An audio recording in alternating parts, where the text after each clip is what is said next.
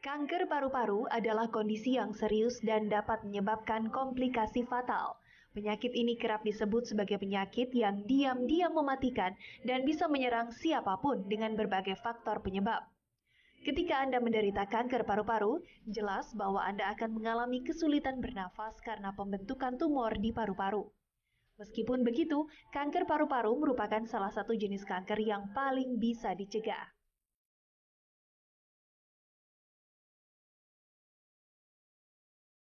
Pada tahap awal memang tak ada tanda atau gejala yang jelas, tapi kemudian gejala seperti batuk, kelelahan, dan penurunan berat badan mulai menghampiri. Makin awal diagnosis yang dilakukan, kemungkinan berhasilnya pengobatan juga makin tinggi. Jika Anda mengalami gejala-gejala serupa, Anda harus waspada. Kenali lebih dalam tentang kanker paru-paru dalam pembahasan Ayo Hidup Sehat berikut ini. Nah, tadi kita sudah melihat ya seperti apa kanker paru-paru dan ternyata susah untuk dideteksi dini. Betul. Ya. Nah, kalau kita juga akan berbicara nih ada dokter Dewi. Halo dok, selamat siang dok. Selamat siang dokter Eka, Mbak Dita. Selamat siang dokter. Saya tuh penasaran banget nih, apakah kalau misalnya kita batuk-batuk terus-terusan nih ya dok ya, terus nggak berhenti-berhenti, itu apakah termasuk gejala untuk kanker paru-paru atau tidak nih dok? Ya, memang kalau untuk banyak beberapa gejala ya untuk ke arah kanker, tapi awal seperti batuk yang tidak sembuh, kadang juga ada nyeri di dada, kita mesti waspada. Awal-awal kan orang tidak akan berobat ke dokter, pasti berobat mungkin minum obat sendiri. Obat, atau nggak minum obat batuk, tiba-tiba merasa cuma batuk aja. Jadi kan berpikirnya jauh lah ke arah kanker. Kasus-kasus batuk banyak, kasus karena TBC, kasus asma itu juga sama keluhannya batuk. Tapi kalau udah diobatin tidak sembuh-sembuh harus difikirkan, apalagi ada faktor-faktor risiko yang lain gitu. Oke, jadi tuh kanker itu ternyata beda lagi ya porsinya itu. Nah, itu bisa jadi kayak jadi batuk ini memang bisa jadi gejala kanker paru dok. Ini fakta atau mitos? Ya, itu adalah salah satu gejala. Salah satu gejala kanker paru. Jadi kalau batuk udah diobatin tidak sembuh-sembuh perlu difikirkan. Nah, ini dikatakan batuk yang tidak kunjung sembuh, berapa lama dok batuknya? Ya. Jadi contoh untuk TB saja kita pakai evaluasi 3 minggu. Nah, untuk TB, untuk kanker juga sama. Jadi tetap kita evaluasi, udah diobatin paling sama dokter dengan antibiotik, tidak sembuh, obat alergi tidak sembuh, perlu difikirkan. Apalagi itu tadi saya sampaikan ada faktor risiko seperti perokok dan lain-lain. Jadi artinya masyarakat harus tahu dok ya bahwa kalau batuk yang tidak kunjung sembuh, hati-hati nih. Mungkin bisa gejala yang lebih serius ya. Tapi nah ini kan biasanya Dita ya, kalau perokok dikaitkan dengan kanker paru-paru. Jadi bukan hanya perokok saja nih dok ya. Apa mungkin katanya itu penderita perokok pasif itu jauh lebih resikonya lebih tinggi daripada perokok aktif. Ada yang bilang seperti itu, itu beneran nggak sih dok? Ya, jadi kalau rokok itu ada kalau kita bayangin udah ada rokok lah ya. Itu ada asap utama. Jadi ada asap sampingan. Asap utama tuh hasil pembakaran yang dihisap oleh pasien tersebut itu asap utama. Sedangkan pembakaran dari cerutunya atau dari rokok itu namanya asap sampingan. Udah jelas kalau misal saya perokok, Mbak Dita atau Dr. Heka samping saya lah sebenarnya yang merokok lebih banyak karena menghisap asap utama dan menghirup lagi asap sampingan. Jadi sebenarnya resiko tetap pada orang yang perokok paling besar. Paling besar tetap pada perokok aktif ya. Nah ini tentu berkaitan juga dok ya dengan yang fakta atau mitos yang mengatakan bahwa kalau sesak napas, sering sesak napas ini sengal-sengal bisa menjadi gejala kanker paru. Ini fakta atau mitos? Ya, itu fakta karena sesak nafas seandainya masa tumor itu menghambat atau menyumbat saluran nafas yang utama pasti akan ada keluhan sesak nafas. Kita dengan 2 paru kanan kiri jalan nafas utama tergantung lokasi tumornya. Kalau atau kanker ya dalam hal ini. Kalau benjolan tersebut atau tumor tersebut menghambat jalan nafas utama, dia sesaknya lebih awal. Tapi kalau di bawah-bawah di pojok-pojok keluhannya biar lama. Lebih jelas dok masyarakat kita perlu lihat dok seperti apa nih yang dikatakan tersumbat. Kita bisa ke plasma dok. Ya jadi tadi dokter bilang bahwa tersengal atau sesak napas bisa terjadi karena ada sumbatan. Nah ini bisa dijelaskan dok bagaimana sumbatan itu bisa menyebabkan sesak napas. Ya, seperti kita lihat di sini ada massa ya, ini adalah massa tumornya. Jadi yang terkena tumornya itu bagian mana nih dok? Tumor itu bisa dia ada di jaringan paru, di pinggir-pinggir, bisa juga di tengah, lebih sentral istilahnya.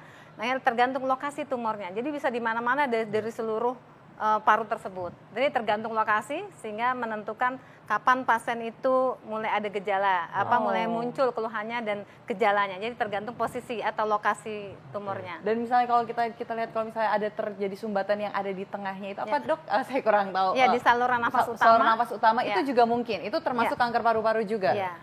Oh, dan itu terasa sesak nafas ya, kayak seperti nyeri apa sih dada Dok? juga Dok ya. Tidak, nafas tidak lega. Kayak kita saat ini yang bisa beraktivitas, alhamdulillah gitu, itu artinya tidak ada hambatan di saluran nafas utama. Atau kalau misalkan ada tumor, dia belum mendesak nih, belum sampai. Bayangan kita saluran nafas itu seperti pipa. Bayangin kalau pipa itu ada yang mendesak di jalan nafas utama, pasti nggak nyaman. Berat nafas kita, seperti itu. Itu yang Dok, dirasakan. ini juga perlu tahu untuk masyarakat Dok ya, bahwa memang kan tadi kanker paru dikatakan awalnya bisa tidak bergejala. Dan ketika ke dokter itu sudah sampai gejala stadium lanjut. Nah, ini sebetulnya biasanya kapan nih seseorang bisa terdeteksi bahwa wah ternyata menderita kanker paru? Kanker paru tuh kalau di kita di Indonesia dalam hal ini screening, medical check up lebih awal, lebih dini itu kayaknya jarang ya. Jarang orang melakukan. Mungkin pada orang beberapa tertentu keterkait mungkin seperti biaya, tapi mesti diwaspadai bila ada batuk yang tidak kunjung sembuh, ada nyeri dada, ada sesak nafas, perlu dipikirkan. Apalagi kalau sudah didapat pengobatan nggak sembuh-sembuh. Jadi perlu dipikirkan. Nah, jadi jangan lupa untuk segera periksakan. Jadi sangat penting untuk melakukan medical check up Dok ya, untuk mengetahui apakah sudah ada massa di dalam paru-paru ya. Iya. Oke, dan kalau setelah ini kita akan melihat ada beberapa artis-artis ternama yang menderita kanker paru-paru. Mari kita saksikan.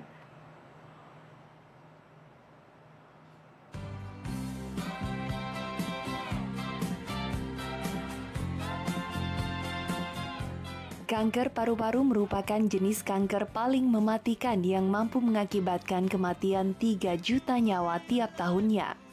Dan ternyata kanker paru rupanya menjadi penyebab kematian tokoh-tokoh besar di dunia. Potret pertama adalah musisi ternama George Harrison. Anggota termuda dari The Beatles ini disebut-sebut mengidap kanker karena kebiasaan merokoknya dan sel kanker paru-paru tersebut sudah menyebar sampai ke otak sehingga tidak bisa diselamatkan lagi. Akhirnya George pun meninggal pada tahun 2001.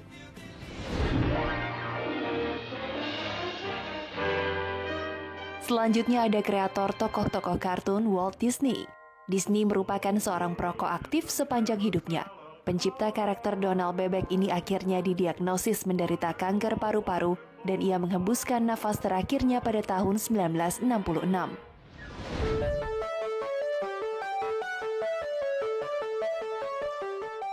Kanker paru-paru juga menyerang mantan Menteri Kesehatan Endang Rahayu. Kanker paru stadium 4 yang dideritanya rupanya tidak membuat beliau berkecil hati. Beliau tetap berpikir positif dan bahkan tetap berolahraga renang, juga yoga. Endang akhirnya pergi untuk selama-lamanya pada 2 Mei 2012 dan meninggalkan suami serta 3 orang anak.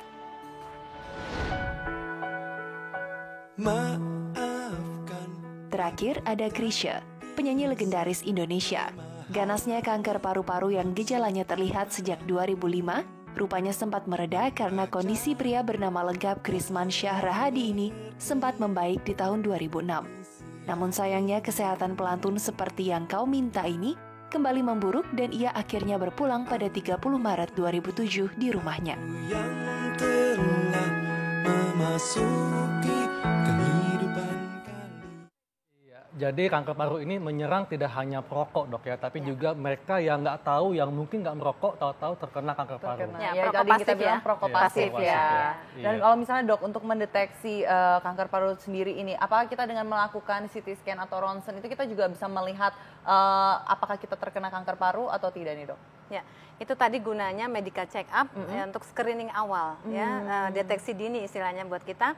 Ada keluhan sudah diobatin, tidak ada kemajuan atau tidak sembuh, perlu dipikirkan. Jadi nanti ke dokter pasti akan memikirkan sesuatu. Kalau dicuriga ke arah keganasan, ke arah tumor gitu ya, baru mungkin ada pemeriksaan fototoraks. Jadi kan itu pemeriksaan yang cukup ada biayanya juga. Sehingga biasa kasih obat dulu, nggak ada perubahan, fototoraks. Nanti dari ronsen dadanya ada sesuatu misalkan nodul dalam hal ini, baru ditindaklanjuti dengan CT scan toraks, namanya tadi disampaikan juga kita kalau bagian paru tuh ada bronkoskopi, masukin alat ke dalam, lihat ke dalam saluran nafas mau dilihat ada nggak masanya, nah ada nggak tumornya, mau dicetik sedikit. Dok, ini kan kanker paru kan dia masanya bisa di dalam paru-paru, tapi di masyarakat ada juga fakta mitos yang mengatakan bahwa kalau ada perubahan suara, ini merupakan gejala dari kanker paru. Ini fakta atau mitos, Dok? Betul, fakta juga ada soalnya karena kan suara serak itu adalah sebagai salah satu, termasuk batuk juga adalah salah satu. Jadi memang gejalanya nggak hanya satu batuk saja, tetapi itu tadi ada batuk, ada sesak, nyeri dada, suara serak, berat badan turun. Jadi yang diet jangan dipikirkan bahwa dia turun karena diet ya, bahkan atau mungkin dia kurus karena sesuatu ya, Dok ya. Turunnya drastis sih memang. Turunnya drastis sekali. Oke, berarti ini fakta atau mitos nih, Dok? Fakta. Oke, ternyata ini fakta. Jadi harus hati-hati ya. Tapi contohnya untuk perubahan suara ini atau menjadi sengau suaranya atau ada menjadi lebih berat atau seperti apa nih, Dok, perubahan suaranya? Suaranya serak, tapi itu tadi tidak selalu hanya satu gejala, pasti ada gejala lain. Oh, ada gejala lain, jadi bukan hanya untuk perubahan suara saja, tapi ada gejala lainnya juga ya, Dok ya. Oke, kalau misalnya nih, Dok ya, untuk fakta mitos selanjutnya, kalau misalnya tadi tuh ada yang bilang kalau penggunaan bedak tabur nih untuk wanita, ya kan ya, itu dapat memicu kanker paru-paru. Itu fakta atau mitos? Itu mitos ya, karena kan jadi tenang kita ya. Nanti bayi-bayi kan kita semua juga kasihin bedak tuh ya. Iya, nah itu tapi kadang-kadang juga ada yang bilang, Dok, kalau misalnya bayi nih ya, banyak kan ibu-ibu di Indonesia ini yang menggunakan bedak tabur pada bayinya tapi bahkan berlebihan nih, Dok. Itu ada gitu efeknya ya. itu seperti itu Sampai juga putih bisa semuanya. menyebabkan nggak? Iya, sebenarnya semua tidak boleh berlebihan, betul. Karena kan kita hanya buat agar nyaman buat bayinya juga ya, atau buat kita sendiri yang memakai bedak tabur. Kita kan nggak mungkin pakai bedak tabur masuk dalam, karena di semen juga, yang pabrik semen itu kan juga hati-hati. Resiko para pekerja atau rumah di sekeliling pabrik semen kan juga hati-hati. Itu karena bahan dari bangunan, polusinya. polusi debu dari bahan bangunan, arsenik, semen dan sebagainya. Ya, Dok, jadi kesimpulan, Dok, bagaimana tips masyarakat supaya tidak terkena kanker paru dan apabila bisa mendeteksi lebih dini kanker paru. Ini apa, Dok, tipsnya? Ya, jadi untuk masyarakat untuk selalu menjaga kesehatan. Jaga kesehatan pastinya makannya 4 sehat 5 sempurna sudah biasa ya. Kemudian olahraga tetap untuk jaga. Kemudian kalau misalkan ada keluhan, tetap berobat ke dokter agar bisa diketahui lebih dini lagi. Nah, selain itu tambahan adalah selalu ada medical check up, ada untuk screening atau deteksi dini, jangan untuk melihat secara keseluruhan, bukan hanya kanker paru tetapi untuk seluruhnya.